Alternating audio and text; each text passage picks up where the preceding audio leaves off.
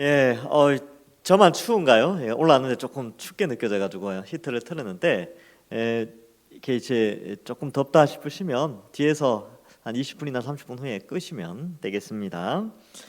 이 디모데 전서를 이 금요기도회에 우리가 함께 살펴보는데, 이 에베소서를 우리가 살폈고요. 에베소서를 통하여서는 교회가 어떤 모습으로 방향성을 가지고 세워져야 되는가 하나님이 바울을 통해서 에베소서를 통하여서 가르쳐 줬는데, 그렇다면 그 에베소 교회를 담임했던 디모데에게 또 하나님은 어떻게 바울을 통해서 메시지를 주시는가를 우리가 함께 살펴보게 됩니다.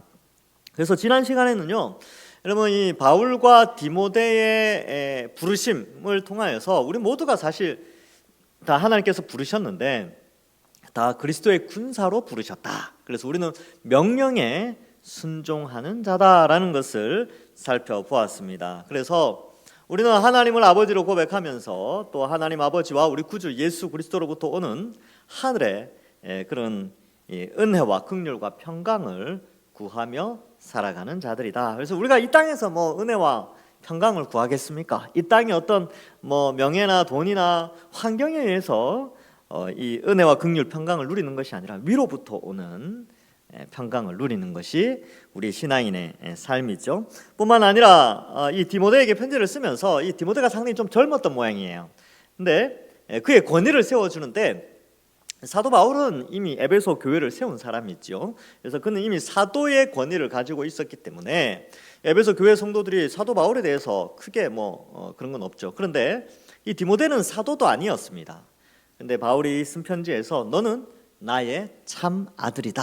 그래서 아들과 아버지는 거의 동급이거든요. 그래서 그 디모데가 가지고 있는 복음, 그리고 그가 가르치는 모든 것이 바울과 동일하다는 그런 권위를 세워주게 됩니다. 그리고 이제 그를 에베소에 남겨둔 그런 목적들을 기록하고 있습니다.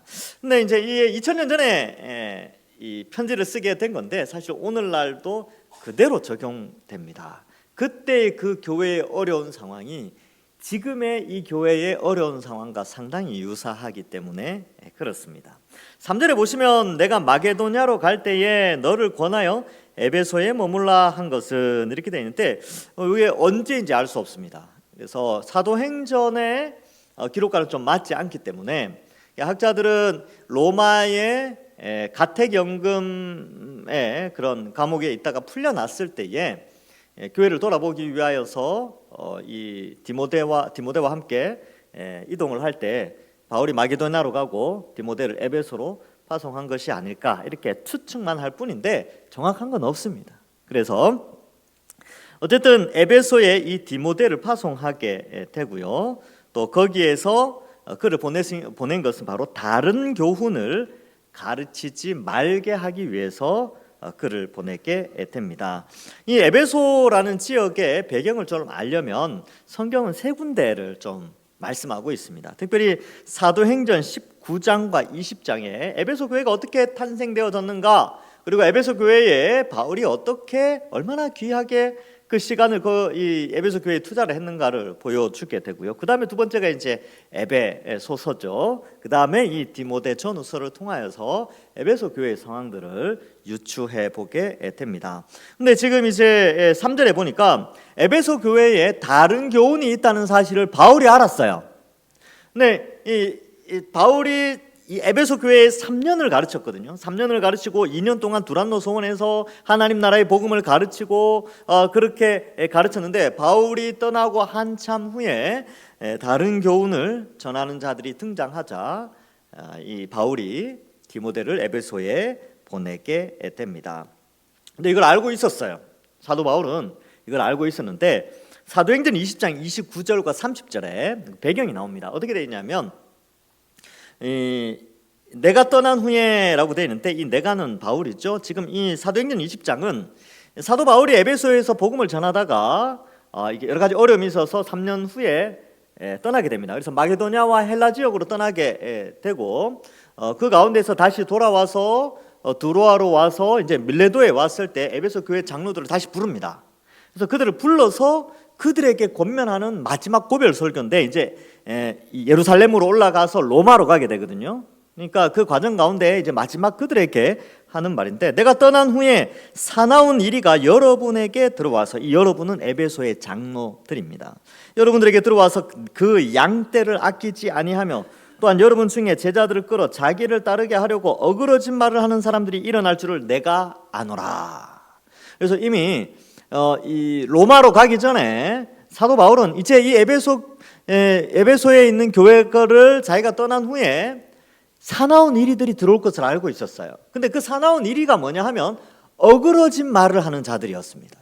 실제로 그들이 등장하였고 이 디모데에게 사도 바울은 그 어그러진 말을 하는 사나운 이리들을 정리하라고 디모데를 파송하게 되죠. 디모데전서 4장 1절에도 이제 그러한 표현이 나옵니다. 그러나 성령이 밝히 말씀하시기를 후일에 어떤 사람이 믿음에서 떠나 미혹하는 영과 귀신의 가르침을 따르리라 하셨다라고 기록하고 있습니다. 그래서 이 다른 교훈이라는 것은요, 어그러진 말인데 이것은 미혹하는 영과 귀신의 가르침을 따르는 것이고 사나운 이리와 같이 표현되어집니다. 그래서 교회를 완전히 뜯어놓는, 흩어지게 하는 그러한 자들이 있죠. 그러면 사실 이 사람들이 겉으로 보기에는 알 수가 없어요. 착한 광명한 천사처럼 교회 안에 들어올 수도 있습니다. 그런데 이들의 특징이 뭐냐 하면 다른 교훈을 전한다는 것이죠. 복음이 아닌, 바울이 전한 예수 그리스도의 형벌 대속의 십자가 복음이 아닌 다른 내용을 가르치기 때문에 교회를 찢어놓게 되고 교회를 박살내게 되는 것이죠. 요즘 말로 하면. 근데 그들이 무력으로 한 것이 아니라 말로 한 것입니다. 말. 그래서 이 말이 무서운 거예요. 전에도 말씀드렸잖아요. 여러분, 말은 거짓말을 해도요, 사람들은 그걸 믿는다니까요. 이걸 이용하는 거죠. 그래서 정치인들도 그런 거 다 이용하잖아요. 거짓말 시커나고 나중에 거짓말이나 그러면 아니면 말지 뭐 하는데, 그러한 거짓말을 믿는 사람들이 모이게 된다는 것이죠. 유튜브도 마찬가지입니다. 유튜브에 얼마나 가짜 뉴스들이 많습니까? 근데 그렇게 가짜 뉴스를 하면요, 믿는 사람들이 있다니까요. 그걸 진짜로 믿는 거죠. 마찬가지로 교회 안에 거짓 사상, 거짓말, 마귀가 에덴 동산에서부터 거짓말했죠. 그 거짓말이 들어오면요, 우리는 이제 성령에 깨어 있는 사람들, 그게 거짓말인 줄 아는데 그걸 또 거짓말을 믿는 사람들이 있어요. 하나님 반드시 죽는다 했는데 설마 죽겠나? 그리고 이거 보니까 먹으면 안 된다 그랬는데 먹으니까 이 하나님처럼 된다 그랬는데 그 말도 진짜 막 믿는 거예요. 아담과 하가 믿잖아요. 하나님처럼 될 것 같으니까 그 거짓말에 속아서 죄를 짓는 것이죠. 이 다른 교훈이라는 게 뭐냐면, 하나님이 우리에게 주신 복음 외에 그 복음을 왜곡하고 하나님이 주신 원래 하나님의 뜻을 왜곡해서 다른 방향으로 끌고 가는 것이 바로 다른 교훈입니다. 이거는 교회를 무너뜨리게 되는 것이죠. 그래서 디모데를 보낸 거죠. 디모데를 보내면 좀 안심이 됐던 것 같아요. 왜? 디모데가 바울의 진리 안에, 믿음 안에 참 아들이 되었기 때문에 그렇습니다. 그래서 다른 교훈을 가르치지 말라고 하는데, 이 다른 교훈의 내용이 뭐냐 하면요, 4절에 나오죠. 신하와 끝없는 족보에 몰두하지 말게 하려 함이라, 이렇게 되어져 있는데, 이 신하와 끝없는 족보와 관련되어져 있습니다. 그래서 이 신하, 그러니까 뭐 헬라 신하나 뭐 이런 걸로 생각하는데, 그렇지 않고 뒤에 보면 이 7절에 보면 율법의 선생이 되려 하니, 이런 표현이 나온 걸로 봐서 율법을 해석할 때 신화적인 내용들이나 여러 가지 헛된 족보들을 갖고 와서 자기를 정당화하는 그러한 모양새를 가지고 있다는 것이죠. 여러분, 이게 뭐냐 하면 이런 거예요. 여러분, 논문이라는 게 있어요. 논문. 이 논문이 뭐냐 하면 이 저자가 내가 하는 내용이 이만큼 설득력이 있다 라는 이제 내용을 논문을 쓰거든요. 근데 논문을 쓸 때 규칙이 뭐냐 하면, 내가 주장하는 바를 근거하는 객관적인 다른 권위 있는 사람들의 책을 인용을 하게 됩니다. 이런 뭐 각주라고 하는, 각주에 그걸 표현하는데, 그러한 것들을 많이 갖고 오면 갖고 올수록 그 논문의 권위는 수준이 높아갑니다.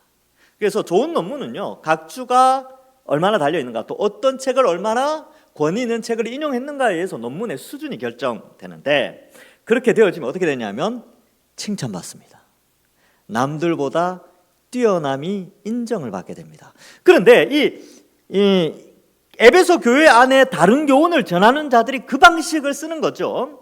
뭐냐면 이 다른 교훈을 가르치기 위해서 그 다른 교훈에 남들을 설득하고 남들에게 자기가 더 뛰어나고 높은 위치를 차지하고자 그들이 인용하는 게 뭐냐면 신화와 족보를 인용해서 성경을 해석했다는 겁니다. 율법을 해석하게 되는 것이죠. 그래서 헛된 것 이 끝없는 족보와 신화에 집착을 하게 됩니다.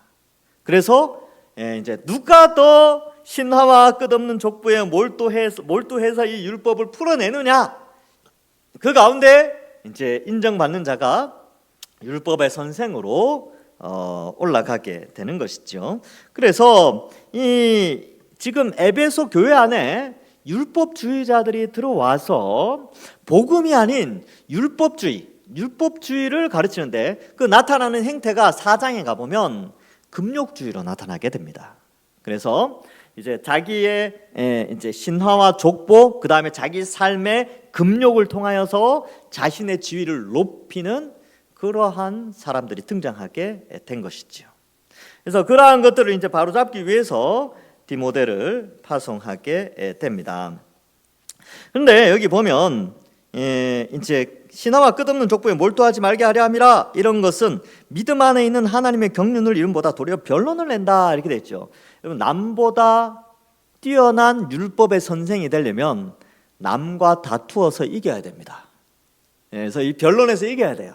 그래서 토론을 통하여서 막 하죠. 토론을 통해서 누가 더 객관적인 그런 인용을 가지고 와서 누가 더 설득력 있게 이제 상대방을 토론으로 압도하게 되느냐, 그러한 신화와 족보를 통하여서 상대방을 압도하게 되는 그러한 구조를 가지고 있는데, 그때의 변론이라는 게 등장하는데, 이게 이제 논쟁, 다툼 뭐 이런 겁니다. 그래서 논쟁을 통해서 자기가 뛰어나다는 것을 나타내게 되는 것이죠. 여러분, 복음은 그렇지 않죠. 복음은 변론 자체가 불가능합니다. 그냥 복음은 그냥 선포예요. 복음은 그냥 하나님이 이렇게 말씀하셨습니다 하고 내면 됩니다. 이걸 가지고 뭐 변론하고 이렇게보다는 그냥 말씀을 그대로 전달하면 되죠. 그래서 변론을 가져오는 자들에게는 그 변론에 보고 그냥 말씀을 그냥 이야기하면 되는 거죠. 그래서 말씀의 권위, 인간의 어떤 논리적인 구조에서 하나님의 말씀과 논쟁을 한다 그래도 그것은 헛된 것들이죠. 교회 안에서는 그냥 하나님이 어떻게 말씀하셨다, 성경이 이렇게 말씀하셨다 하면 끝나는 겁니다. 그래서 변론이 있는 것이 아니라 복음은 받아들이면 되는 것입니다. 근데 이 사람들은 이제 변론을 통해서, 변론의 목적이 있죠. 결국은 선생이 되려고 합니다. 율법주의가 바로 그거거든요. 율법주의가 뭐냐면 율법 613가지 조항들을 만들어 놓고 누가 더 많이 행하느냐, 그것을 통해서 순위를 매기는 것이 율법주의예요. 그러니까 율법주의는 결국 자기 공로를 자랑하기 위한 종교죠. 그래서 하나님의 영광을 드러내고 자기는 낮아지고 그 율법을 통하여 죄를 깨닫고 낮아지고 하나님께 영광 돌리고, 이게 원래는 구약에서 하나님 우리에게 말씀을 주신 목적인데, 이 율법주의는 뭐냐면 그 율법을 가지고 와서 조항을 만들어서 내가 너보다 더 낫다라는 것까지 흘러가게 만드는 것이 율법주의입니다. 그래서 그들은 공로를 굉장히 중요시 여겨요. 행위를 굉장히 중요시 여깁니다. 왜 행위를 중요시 여겨요? 남들과 비교할 수 있으니까. 어떤 행위를 통하여 남과 비교해서 율법의 선생이 될 수 있기 때문에, 높아질 수 있기 때문에 이 율법주의에 빠져들게 되고, 여러분, 명예가 주는 달콤함이 엄청납니다. 남들의 칭찬받는 거, 그게 굉장히 달콤해요. 인정받는 거.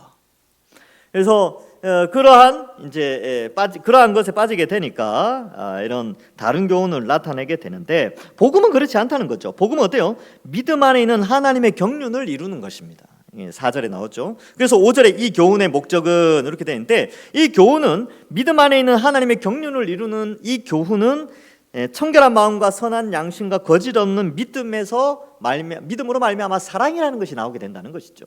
지금 여기 있는 다른 교훈은 뭐예요? 변론을 내잖아요. 그리고 남보다 뛰어난 7절에 보면 선생이 되려고 하는, 남보다 높은 위치를 차지하려고 하는 그런 다른 교훈인데, 바울이 전하는 이 복음은 뭐냐 하면 하나님의 경륜을 이루면서 사랑을 나타낸다는 것이죠. 그래서 이 차이가 크다는 것입니다. 그래서 다른 교훈, 이단 사상이나 뭐 다른 세속적인 게 교회 안에 들어오면 그때부터 교회가 분열이 일어납니다. 다툼이 일어나게 되지요. 그러나 복음이 그 교회 안에 가득 차 있으면요, 분열과 다툼 이런 거 없습니다. 그렇지. 예수님의 사랑으로 하나님 사랑을 이해하고, 그러니까 이제 이해하고 알아주고 격려하고 이런 것들이 가득하게 되지요. 그래서 사나운 일이라고 표현한 이유가 이게 물리적인 것이 아니라 어떤 가짜 어그러진 말이 들어와서 교회를 막 흐트리게 되는 것입니다.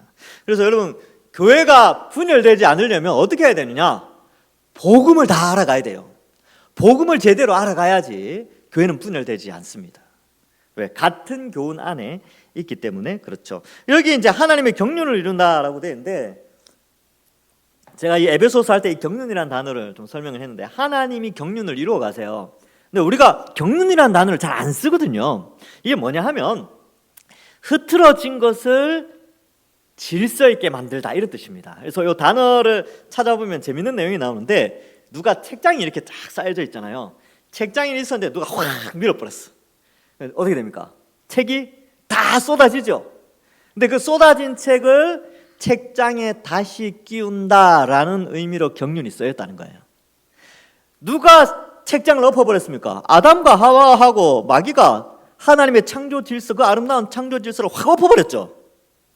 근데 그 책장을 누가 정리하냐면 하나님이 정리합니다. 인간은 정리할 능력이 없어요. 하나님이 그 책장을 정리하면서 하나님의 창조의 목적대로 세상을 이루어가고 하나님의 백성들의 수를 차기까지, 그 수가 차기까지 경륜을 이루어가, 지금 책장이 거의 다 마무리돼 가고 있어요.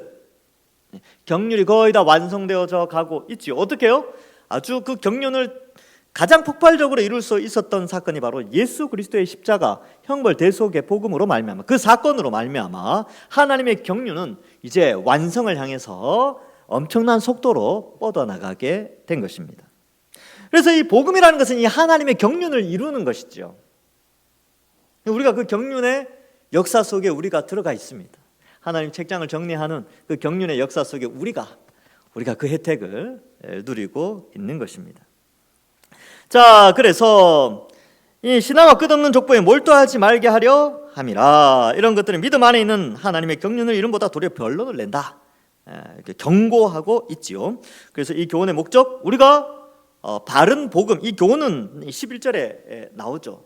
하나님의 영광의 복음인데, 이 영광의 복음의 목적은 청결한 마음. 왜 청결할 수 있느냐 하면 복음을 통해서 죄 사함을 받기 때문에 그렇습니다. 선한 양심, 원래는 양심에 냄새가 났어요. 양심에 구멍이 났던 사람들입니다. 그런데 성령이 우리 속에 오셔서 양심, 신적 도덕성을 회복시켜 주는 거예요. 그래서 양심을 통해서 무엇이 옳고 그른지를 알려주면서 그 양심이 회복되어지지요. 그리고 사랑하는 공동체로 하나님의 창조의 질서에 맞게 서로 사랑하고 하나님 사랑, 이웃 사랑을 실천하게 해주는 것이 바로 이 복음, 이 교훈의 역할이 됩니다. 근데 이 에베소 교회 안에 이 교훈이 다른 교훈으로 말미암아 약화되어졌고, 디모데를 파송해서 이 교훈을 전하라라는 것이지요. 그래서 사람들이 이에서 벗어나 헛된 말에 빠지게 된다. 이 다른 교훈은 헛된 말에 빠지게 되는 거예요. 복음에 집중하는 것이 아니라 복음이 아닌 다른 것에 집중하게 되고, 그 굉장히 매력이 있습니다. 헛된 말은 매력이 있잖아요. 여러분, 참말은 늘 들어오기 때문에 그런데 거짓말은 참 재밌어요. 거짓말이니까 재밌죠. 그러니까 혹하는 거죠. 제가 이제 이단에 빠진 사람들 중에 한 사람하고 한번 이야기했을 때에 그 사람이 한 말이 있습니다. 그 사람, 제 기억으로는 오래 앉아서 이야기한 게 아니라 잠깐 지나가면서 잠깐 서서 이야기한 기억이 있는데, 그렇게 이야기하는 거예요. 기존 교회에서는 알려주지 않는 걸 알려준대요. 당연하죠. 진리가 아닌 거를 교회는 알려주지 않아요. 그 사람들은 진리가 아닌 걸 알려주니까, 그래서 그런 말을 하더라고요. 교회에서 안 알려주는 거 여기서 알려준다고. 그래서 그걸로 가더라고요. 근데 알려줄 수 없죠. 그거는 거짓이니까 알려줄 수가 없는 거예요. 근데 헛된 말에 빠지게 되는, 이 거짓말에 속아서 넘어가게 되는 것이죠. 그래서 헛된 말에 빠지게 된다. 여기 이제 매력이 있다는 것입니다. 그래서 이러한 것들, 이 다른 교훈에 이 미혹하는 영이 있기 때문에 조심해야 된다. 특별히 이 율법주의는 더 매력이 있었습니다. 왜요? 우리 예수 믿는 사람들은 어때요? 예수 믿으면 십자가의 길을 걸어야 된다, 섬겨야 된다, 남을 나보다 낫게 더 나은 사람으로 여겨야 된다, 또 뭐 그죠, 참고 인내해야 된다, 뭐 이런 거 메시지들 하는데, 율법주의는 어때요? 이렇게 하면 네가 율법의 선생이 될 수 있어. 너 율법 10가지만 더 지키면 이제 너의 등급이 좀 올라가. 이런 식으로 어떤 행위를 통하여서 사람의 지위를 이렇게 명예를 부여하는 그런 방식으로 되어져 있기 때문에 공로주의, 율법주의로 가거든요. 굉장히 매력이 있습니다. 근데 기독교는요, 매력이 그렇게 높진 않아요. 왜요? 낮아져야 되니까, 겸손해져야 되고, 손해봐야 되니까. 그러니까 이게 매력이 없잖아요. 율법주의는 안 그렇다니까요. 율법주의는 계속 끊임없이 비교하면서 이렇게 일종의 높이 올라갈 수 있는 그런 가능성이 있어요. 그러니까 그 헛된 말에 빠져가지고 가는 것이죠.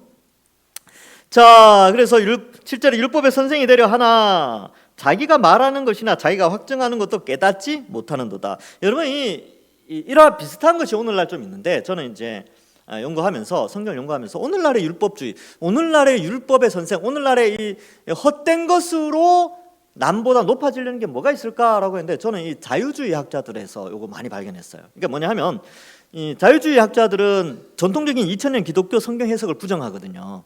그리고 새로운 지식, 그 새로운 지식이라는 게 뭐냐 하면 인간의 상식과 경험, 과학 상식, 과학 지식, 이런 것들을 갖고 와서 성경을 멋지게 해석하면서, 봐라, 너희들 그런 뭐 이상한 거 이렇게 해석하지만 이렇게 한다. 그래서 이제 그들은 하나님 창조 안 믿어요.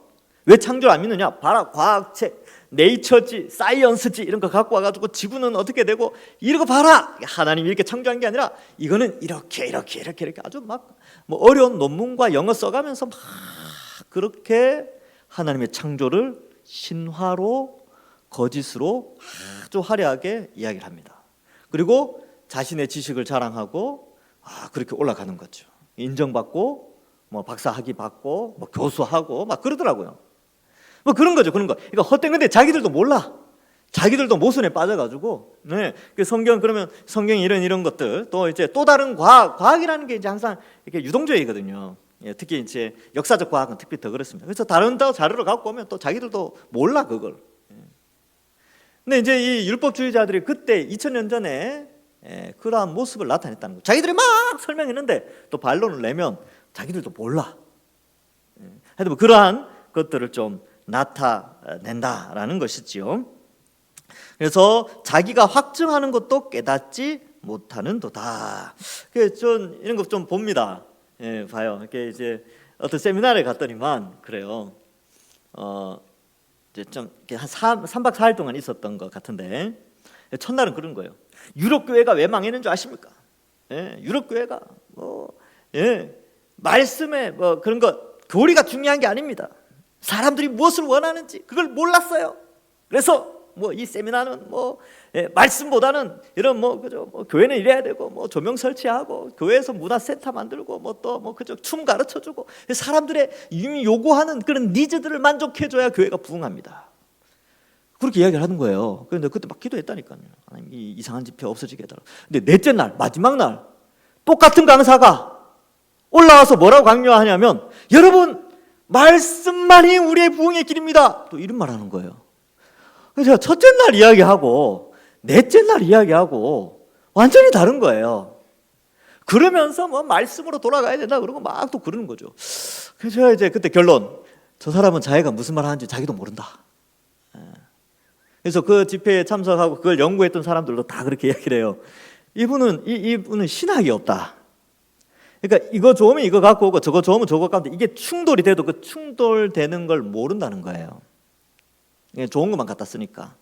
그래서 이러한데 여기에 나오는 이 다른 교훈을 전하는 자들이 바로 그러한 모습과 같다는 거예요. 자기가 전하는데 자기가 무슨 말 하는지도 모르는 것이죠. 근데 율법이라는 게 사실은 선한 것이다.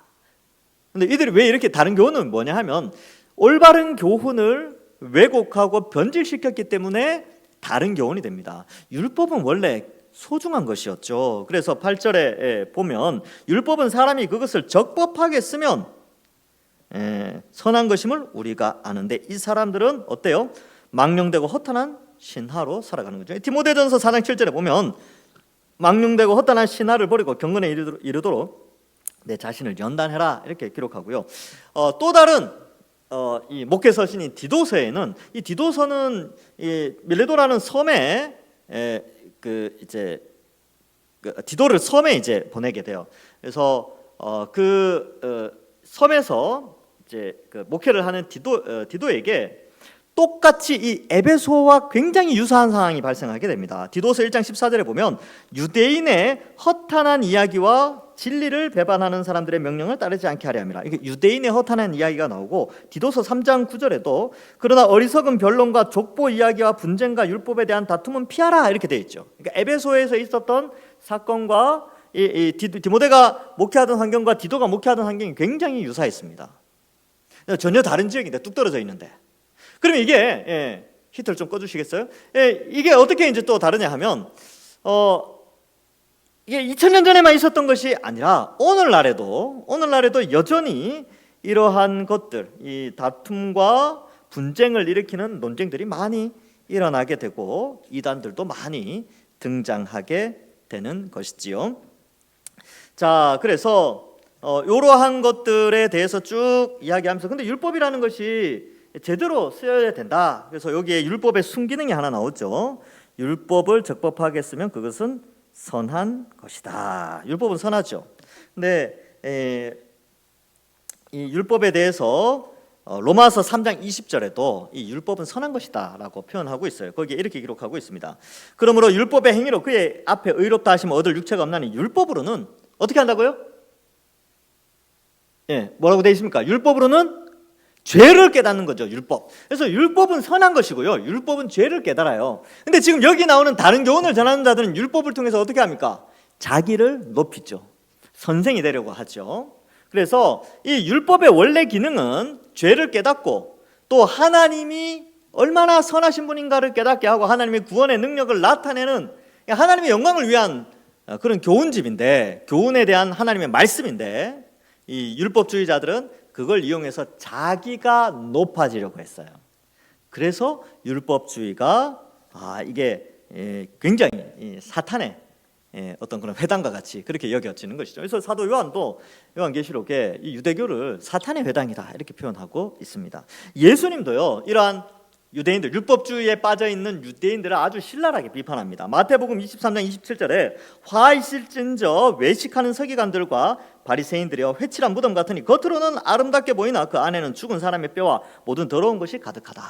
무덤이 막 회칠을 해서 아주 아름다워요. 근데 속에는 이제 시신이 썩고 있잖아요. 그처럼 이 서기관과 바리새인들이 금욕주의와 율법주의 행위 뭐 이런 것들 아주 잘했어요. 그래서 남들이 보면 와 대단하다. 근데 그걸 즐겼어.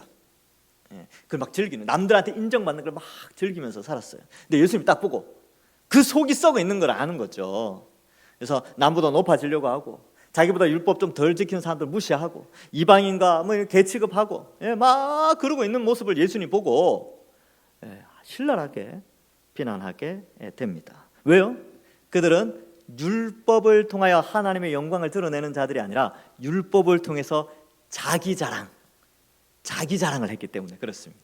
그러니까 하나님의 영광을 싹 가로채 간 사람들이 바로 바리새인과 율법사들, 뭐 그 당시에 서기관들이었다라는 것이죠. 여러분, 예수님만 이렇게 말한 게 아니라요. 바울도 이제 바울이 3차 1차, 2차, 3차 쭉 전도 여행 갔다 오고 이제 예루살렘에 갔다가 로마로 가게 되거든요. 근데 예루살렘에 이제 마지막으로 딱 가서 공회, 유대인들의 최고 의결 기관이라고 할 수 있죠. 산헤드린 공회에 딱 들어가서 잡혀갔어요. 근데 이제 막 이제 신문을 받고 있는데 바울이 어떻게 대제사장을 딱 향하여, 그 의장이죠, 의장. 산헤드린 공회 의장 대제사장을 향하여 뭐라고 이야기하는지 아세요? 정말 놀랍습니다. 예수님하고 어찌나 비슷한지. 사도행전 23장 3절에 보면 바울이 이르되, 대제사장한테 이야기하는 거예요. 회칠한 담이여 하나님이 너를 치시리로다. 네가 나를 율법대로 심판한다고 앉아서 율법을 어기고 나를 치라 하느냐 하니. 예. 요즘으로 치면 이제 일개 이제 어떤 목사가 총회장한테 가가지고 회칠한다며 네가 나를 뭐 이렇게 하는 거예요. 이거 있을 수 없는 일인데 바울이 이렇게 이제 강력하게 말하죠. 근데 사실 바울이 그렇게 말할 수 있었던 것은 하나님이 그에게 성령을 통하여서 올바른 것을 분별할 수 있도록 복음을 깨닫게 하고 율법주의의 그 타락함을 다 알게 하셨기 때문에 그렇습니다. 이 다른 교훈을 전하는 자들의 특징을 알고 있었기 때문에 그런 것이죠. 자, 그래서 이러한 율법주의자들, 그래서 여기 이제 9절과 10절의 내용들 뭐 여러 가지가 나오잖아요. 이게 왜 나오냐면 율법이 왜 선하냐, 이 모든 것이 악하다는 것을 알려준다는 거예요. 하나님이 싫어하시는 것이 무엇이라는 것을 알려주니까 얼마나 선한 기능이 있습니까? 여러분, 우리 자녀들 키울 때 어떻게 키워요? 야, 불은 뜨거우니까 손가락 넣으면 안 돼, 솥불에. 넣으면 어때요? 손 타니까 안 되는 거죠. 알려주는 거죠. 예. 그리고 예를 들어서 이제 아이가 옆집 아이를 막 때리려고 그런다. 그러면 이제 부모님 가르쳐주죠. 야, 그건 나쁜 짓이야 라고 가르쳐준단 말이죠. 그러니까 율법이 그런 기능을 하는 거예요. 어떤 선한 기능이냐면 하나님의 백성들을 올바른 길로 인도하는, 그리고 하나님의 거룩이 드러나는, 하나님의 영광이 드러나는 그러한 것인데, 율법주의자들은 그걸 이용해서 자기가 높아지고 하나님의 영광을 가로챘다는 거예요. 그래서 이 9절 10절에 나오는 이런 죄들, 이런 것들을 딱 이야기하는 것이죠. 그래서 여러분, 이 펜이 있으면 이렇게 이제 9절 10절을 이렇게 조금 이제 갈로를 치면 돼요. 알 것은 이것이니 율법은 옳은 사람을 위하여 세운 것이 아니요.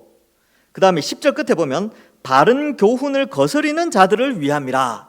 이렇게 되는데 그 가운데에 14가지 죄악이 뭐 기타까지 합쳐서 14가지 정도 죄악이 목록이 나와요. 그래서 율법은요, 불법한 자들에게 또 불법을 방지하기 위해서 또 무엇이 죄인지를 알려주는 기능이 있다. 이것이 바로 선한 기능이다. 죄를 깨닫게 하는 기능이다라는 것을 말해주고 있습니다. 그 14가지를 일일이 다 말씀드리진 않겠습니다. 읽어보면 그냥 다 아시는 거예요. 그러나 디모데가 에베소 교회를 세울 때는 이러한 다른 교훈이 아니라 바울이 가르쳐준 이 교훈, 11절에 보면 이 교훈이라고 되어 있는데 이것은 바로 복되신 하나님의 영광의 복음이다. 여기서 이제 이 교훈이 뭐냐? 바로 하나님의 영광의 복음. 네가 나를 통하여, 즉 바울을 통하여 들었던 그 복음, 그것이 바로 하나님의 뜻을 이루고 또 복되신 하나님의 영광을 드러내는 것이다. 원래 율법도 하나님의 영광을 드러내는 것이었어요. 근데 특별히 영광을 드러낸다기보다는 인간에게 죄를 깨닫게 함으로 하나님의 은혜를 구하고 영광을 바라보도록, 하나님의 은혜와 영광을 바라보도록 하는 기능이 율법의 기능이었습니다. 그런데 복음은 아예 은혜와 하나님의 은혜와 축복을 그대로 나타내는 것이죠. 그러니까 이게 거쳐서 율법을 거쳐서 들어가는 게 아니라 복음 그 자체만으로 인간이 자신의 죄됨을 깨닫고 하나님의 영광을 바라보고 하나님의 은혜를 받아 누리게 되는 것이지요. 그래서 율법을 통해 자신이 죄인임을 깨달았다면 하나님의 은혜를 구하게 됩니다. 내가 죄인이구나. 그런데 나는 어떻게 구원받을 수 있을까? 그러면서 하나님의 은혜를 구하는 거예요. 자기 행위 몇 개를 행해가지고 하나님께 다가가는 게 아니라 자기가 행위로는 의인이 될 수 없다는 걸 깨닫고 나서 결국 그가 실토하는 내용은 뭐냐 하면 하나님 은혜를 주시옵소서, 불쌍히 여겨주시옵소서. 그러면 어떻게 됩니까? 그 은혜의 수단으로, 통로로 복음이라는 것이 들려지게 되는 것이죠. 그래서 은혜의 복음, 그리고 그 복음은 하나님의 영광을 더욱더 율법과 비교할 수 없는 하나님의 영광스러움을 드러내는 구원의 수단으로 인간에게 주어진 것입니다. 그래서 이 복음의 일꾼으로 이 교훈을 맡은 자로 디모데를 보내게 됩니다. 여러분들, 동산교회 담임 목사인 저는 어떠한 목회자가 되기를 원하십니까? 지금 에베소 교회의 디모데는 바울이 전한 하나님의 영광스러운 복음을 맡은 자로서 거기에서 활동하기를 원해요. 그래서 한 교회의 목회자의 주어진 사명의 첫째는 바로 하나님의 영광의 복음을 맡은 자로서 복음의 영광, 십자가 복음의 영광을 드러내는 것입니다. 다른 거 수학, 미분, 적분 이런 거 몰라요. 못 가르쳐요. 이미 다 까먹었어요. 경제가 어떻게 들어가는지 몰라요. 세상의 문화가 구체적으로 잘 모릅니다. 근데 제가 아는 거는 복음입니다. 복음, 성경. 이걸 연구하고 더 알아가는 것이죠. 그래서 어떤 사람은 그래요. 목사는 모든 걸 다 알아야 된다. 하나님입니까? 전지전능한 자입니까? 몰라요. 목사는 말씀만 알면 됩니다. 한 책의 사람으로 서 있으면 되는 거예요. 오직 성경, 이 진리의 말씀으로 교회를 세워나가는 것이죠.